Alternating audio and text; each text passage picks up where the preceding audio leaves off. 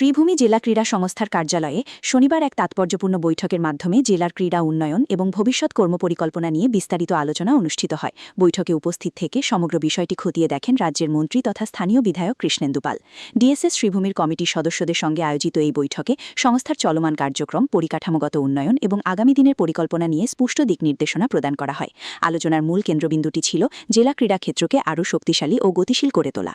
শ্রীভূমি জেলা ক্রীড়া সংস্থার কার্যালয়ে শনিবার এক তাৎপর্যপূর্ণ বৈঠকের মাধ্যমে জেলার ক্রীড়া উন্নয়ন এবং ভবিষ্যৎ কর্মপরিকল্পনা নিয়ে বিস্তারিত আলোচনা অনুষ্ঠিত হয়। বৈঠকে উপস্থিত থেকে সমগ্র বিষয়টি খতিয়ে দেখেন রাজ্যের মন্ত্রী তথা স্থানীয় বিধায়ক কৃষ্ণেন্দু পাল।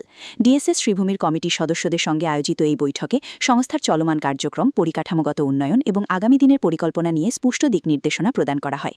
আলোচনার মূল কেন্দ্রবিন্দুটি ছিল জেলা ক্রীড়া ক্ষেত্রকে আরও শক্তিশালী ও গতিশীল করে তোলা। শ্রীভূমি জেলা ক্রীড়া সংস্থার কার্যালয়ে শনিবার এক তাৎপর্যপূর্ণ বৈঠকের মাধ্যমে জেলার ক্রীড়া উন্নয়ন এবং